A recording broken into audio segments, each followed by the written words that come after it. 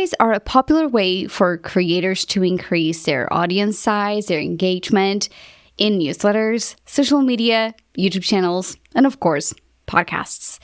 And in this episode, I'm going to break down the do's and don'ts of giveaways, how I strategically use them over the years to grow my audience and increase listener engagement, not only engage passive listeners and turn them into really new one-on-one conversations, which we all want, but also how to get more ratings and reviews on my podcast. So if you're new here, hi, I'm Anna Xavier. I'm the founder of the podcast space. And in each episode, I am teaching you how to use your podcast as an effective tool for your business to grow, stand out online, and really create an impact that you have only dreamed of. Let's get right into this episode of the podcast space. All right, my friends, let's start right away with the don't. This is something that I've seen time and time again. And I'm like, let's not do this. So if you're running a giveaway and it's time sensitive, why would you include in the whole episode? Why would you include that giveaway as a baked in segment? Ideally, you don't want to do that, and I'll get into the do's, of course, and how to do it well. But think about it from the listener perspective. Podcast content is evergreen. So if you run a giveaway for like a week or a month, well, in 2 years' time, people are going to still be listening to that podcast and listen to that giveaway. It makes no sense. So in terms of setting up listener expectations, people are going to be a little disappointed because they're like, well, where's this giveaway? I want to, get in. Number 2, there's no thought into it. People just say, you know what? Engagement is slow. Let me run a giveaway and just give whatever. And they don't think about like the execution, the amount of work, if it's timely or not. And even sometimes I always see as like an afterthought, or maybe like a competitor is running a giveaway or just ran a giveaway and they're like, you know what? I want to run a giveaway too. They seem to have a ton of engagement. Let's do it. And it's just not thought through. You have to think about like every step of the process. And so number 3, thinking about the process. Normally, most people ask for a very complicated ask. And what I mean by this is that there's a lot of friction in the process. So when we're talking about a giveaway, we need to make it as simple as possible for people to get to it right away. So when they're listening, thinking about the user experience is key here. So thinking about our listeners, if they're driving, if they're maybe walking, or if they're, cleaning around the house or whatever it may be, like me, gardening all the time.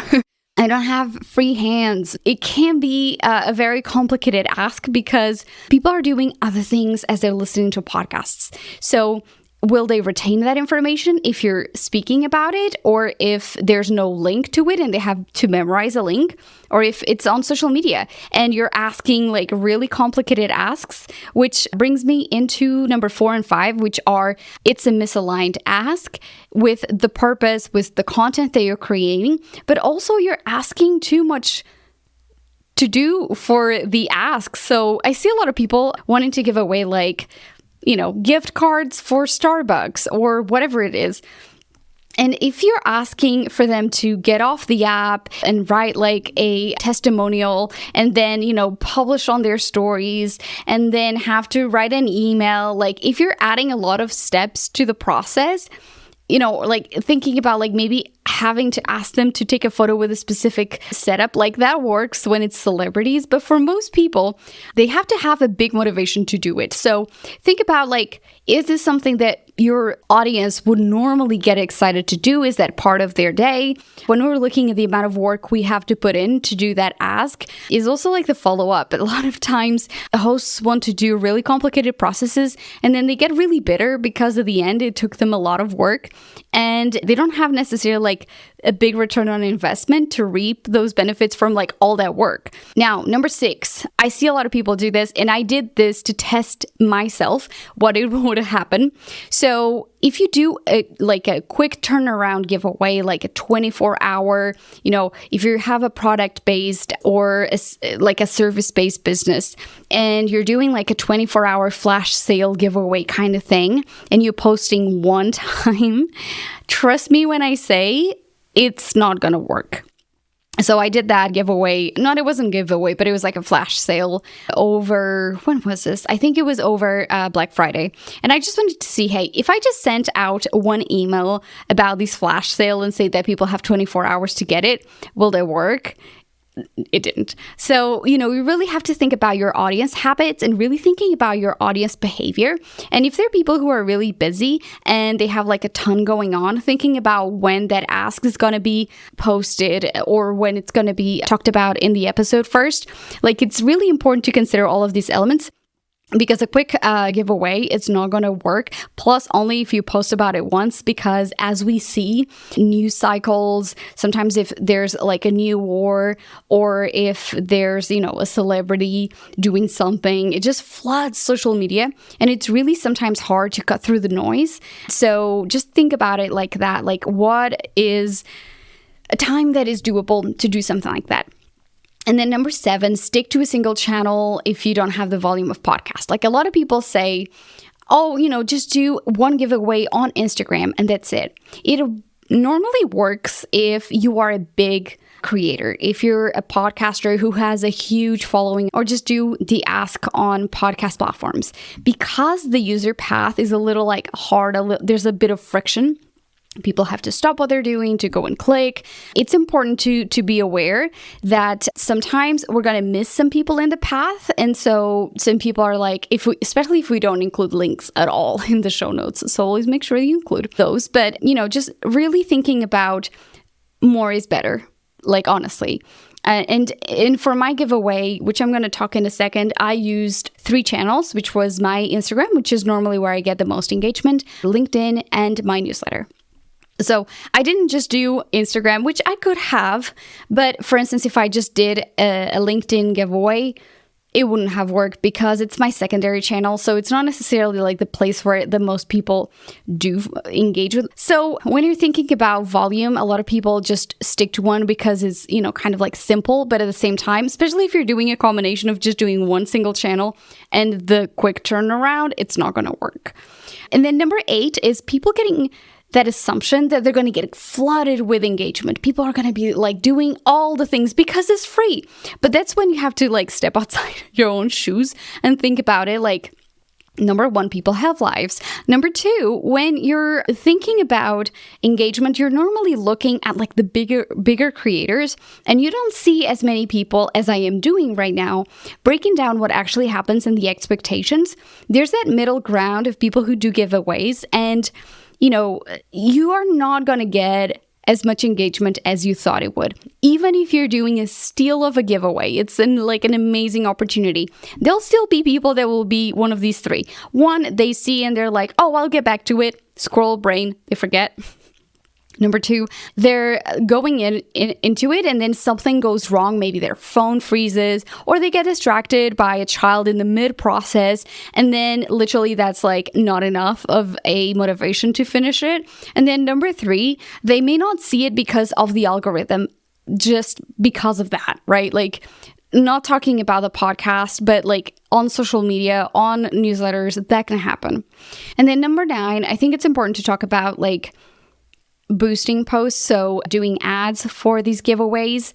I don't think this is a good thing when you're just literally hitting like boost or just asking random people to include your giveaway on their social media or newsletters, because you need audience warmth. So basically they need to get warm to your message, to know, like, and trust you. Because I had this situation happen with a client where the person that won the giveaway didn't really they were kind of newish to their brand and they didn't really care. So it didn't even do a good, the host didn't feel like they were like, oh my gosh, this giveaway made me feel good, right? So basically when you're boosting, and I'll talk about that later, but just don't go and throw money at it because you want the reach. It's not going to work.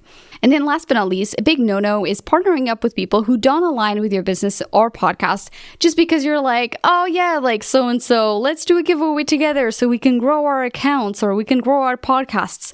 And it doesn't necessarily make sense. So let's get into the do's. So for context, I ran last week for about 5 days. I ran a giveaway to give a podcast power hour, 1 hour of my time. And that podcast power hour is valued at $320. So basically people, normally podcasters who are primarily business owners, I have some hobbyists as well, but they are impact driven and the podcast is not working, right? The podcast is either not growing to the pace they want, or maybe they're like, I love my podcast, but I hate my podcast because, whether that's the processes that I've implemented, or maybe I created a beast, or maybe I did the podcast and this is a very common one. Maybe they did the podcast during the pandemic and now business is picking up, or maybe business isn't picking up and they need to dedicate it to other activities. And so looking through the tasks and what is busy work and what actually moves the needle in the marketing in their business. Like that's normally why people book podcast power hours with me. And I looked and I was like, it's easy for me. Like I just send out a form, the client fills it out, and then like we sit down and talk about what it is for a full hour, and it's like super, relaxed. And it's easy for me to do it. And that's one of the consulting services that I sell out the most. Because people love that idea of like no strings attached. Is like sit down, go through all your questions and leave.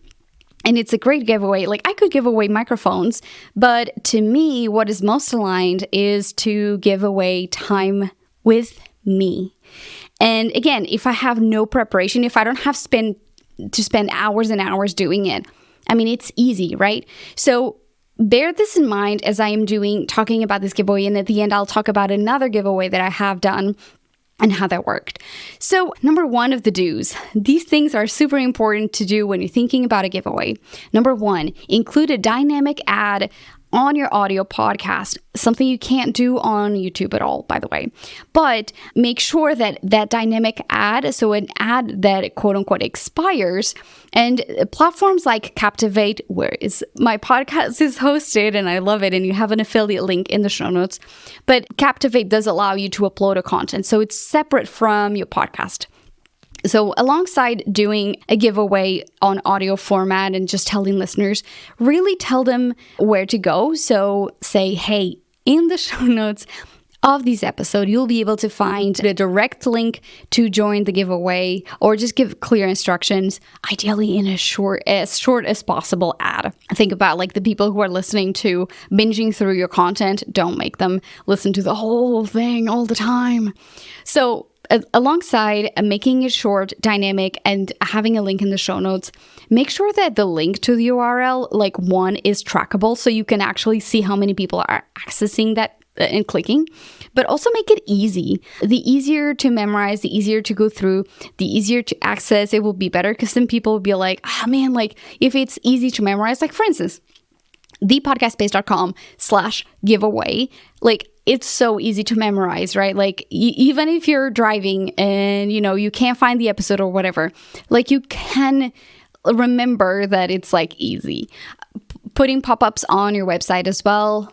Another thing to consider, unless you have a lot of traffic, like me, organic traffic that comes on the website, which are new users, so I kind of wouldn't suggest it. But if you really want to go for just capturing emails and capturing leads, go ahead. But just know that these are like best practices. Then number two, really think about what is the ROI for both the audience and for yourself. Again, the more you're doing it, just know that, let's say you have only three submissions. Like, don't get bitter about it, but like also think about like, was it worth my time? Did I create 20 different assets and the giveaway was just, something that wasn't worthwhile my time? Or maybe I got a ton of new followers, but those followers unfollowed me immediately after like 2 weeks' time.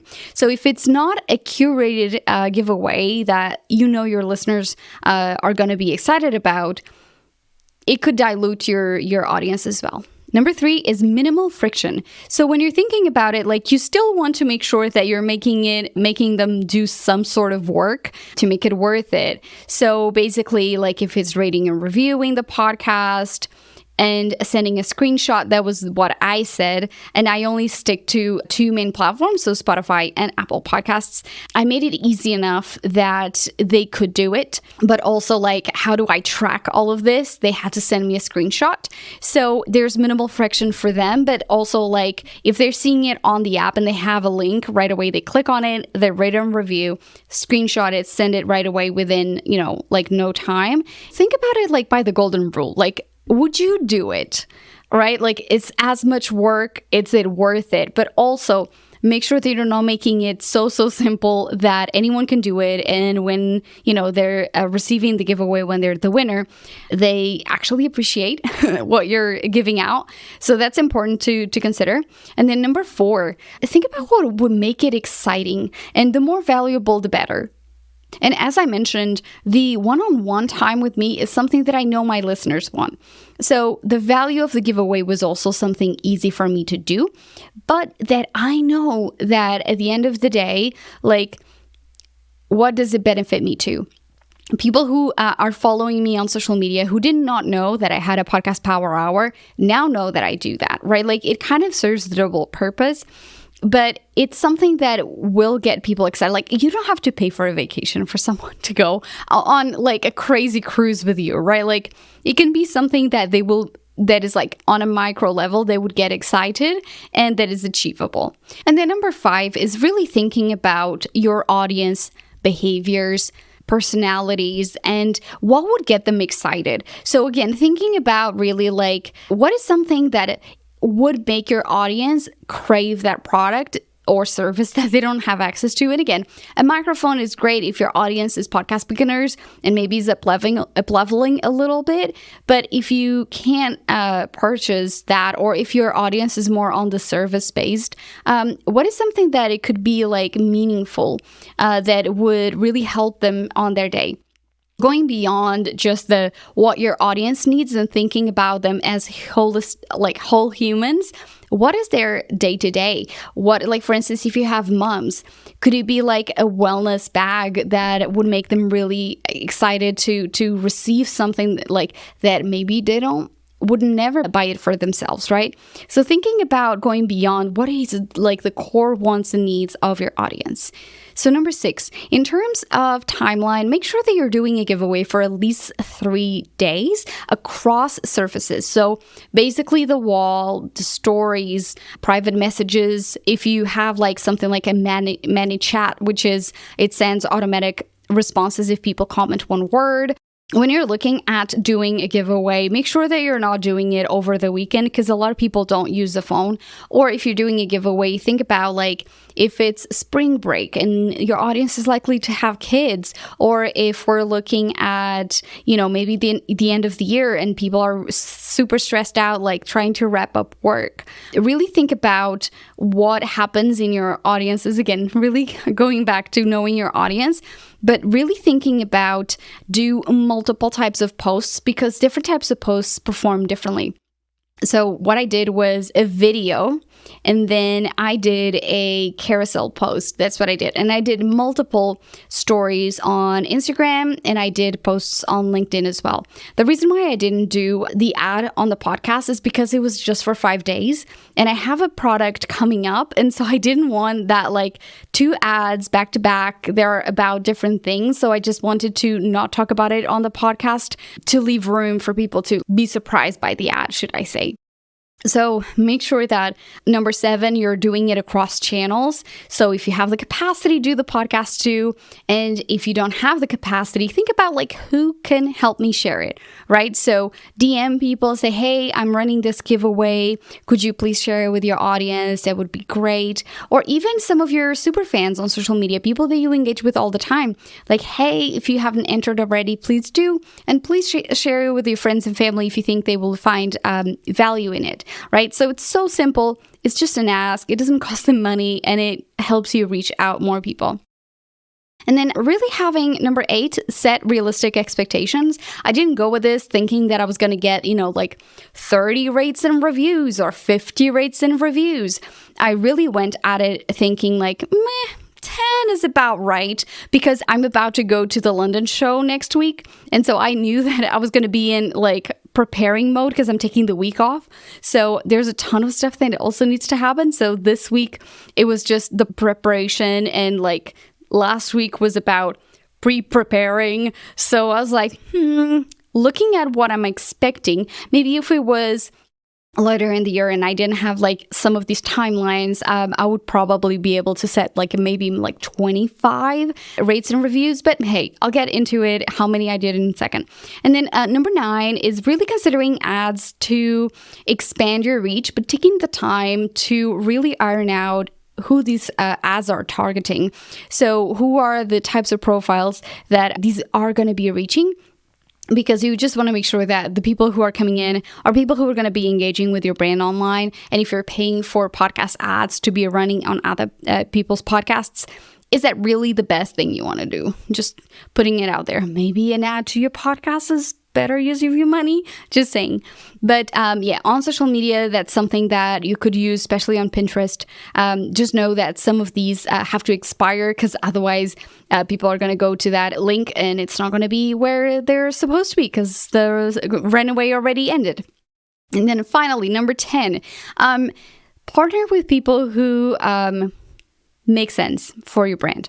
So last year, I set up to partner up with Mark Ronick from Ironic Media, and we did a giveaway together because it was actually fun because so Mark has a production company. He also does podcast coaching. I do podcast content strategy, marketing advisory for podcasters, and coaching. So there was a lot of overlap in some sides and in other elements. I didn't want to talk production. So what we did a reel, and I'll put the link in the show notes. We did a reel about May 4th, and it was like Star Wars themed. And it was about like how to use the Force and collaboration in the dark side. And the end was kind of like how we need to collaborate. And so we were like, oh, let's quote unquote collaborate on giving away time with a podcaster. So we joined forces to do it. So we tapped into each other's networks and we got a few submissions. And I think at the time we had people to comment on that post, and we focus only on Instagram. All right, so let's get into the method of my giveaway, what I did, and what were the outcomes. So I posted on LinkedIn twice, 2 types of posts, and then posted on Instagram, as I said, 2 types of posts as well, and a multitude of Instagram stories. I also engaged with some people that were on my DMs that I personally knew would want to do a podcast power hour with me because they're longtime followers. I did not run ads on the podcast, and I did not, even though I have a social media on Facebook, Twitter, and TikTok, I did not engage those. Like they actually, I don't even use them anymore. So it made no sense for me to post on those platforms. So I did those 3 in terms of social media, those 2 on social media. And I did also send 2 email newsletters. So I sent one on the first day and then one on Friday, which was the last day. So what happened? Basically, in terms of outcomes, I had 8 rates and reviews and 1 review. So under 10. And 4 went on Spotify and 5 on Apple. And you're like thinking, what are you counting as a rate and review if 4 were on Spotify? So I actually told people that they could actually answer the Q&As on Spotify and they would count as a review because they were reviewing the episode. So that's what I did. Basically, again, my predictions are always that I have more podcast listeners on Apple Podcasts than on Spotify. That turned out to be true, but closer than what I was expecting. Also, something that happened that kind of skewed a little bit of the engagement was that same week, so last week, I got featured on Podcast Movement's newsletter, The Noise Gate, which brought a ton of new traffic to the website. So I did see a spike in podcast downloads and visits to the website, but it's hard for me to track it. It was funny because it was literally the following day. So it was hard for me to track which podcast downloads because a lot of people were like, oh, let me go and listen to the podcast. I haven't listened to the podcast in a while. I'm like, oh, yeah, of course. And also on Spotify, you have to listen at least 60 minutes. Sorry, what I'm saying. You have to listen at least 60 seconds to at least 2 episodes to be able to rate a podcast. So they actually had to listen to the show. So that was super helpful because it helped them re-engage with the podcast, re-engage with my social media. So a ton of people messaged me privately because they were required to DM me to prove that the reviews were sent. Now, I did this for a couple of reasons. Number one was because I have a big following in and out of the US. So what that means is that a ton of reviews on Spotify do show, but not on Apple Podcasts. So I have to go and select the country to see the reviews from other countries. So it would be a little bit problematic. So at least I would be able to track the entries with minimal like friction for me. And people were so excited. Like one person, Michelle, she has rated and reviewed the podcast prior on Apple Podcasts. And so she went on Spotify and did the same. So thank you, Michelle, for that. And so that was great. So DM engagement, so one-on-one conversation went great. Also, I was able to track someone that follows me on my newsletter, but did not follow me on Instagram, and to be able to track that because I was like, I went into my email, I saw the name of the person that had clicked, and then I saw that that person had followed me on Instagram. So I was able to, put two and two together. That's how I was able to track. So again, thinking about making things easier for you, like what's the process to document this? So making sure that you're not assuming that just because you're sending it on Instagram that people who are on Instagram also subscribe to your newsletter, because it's not true.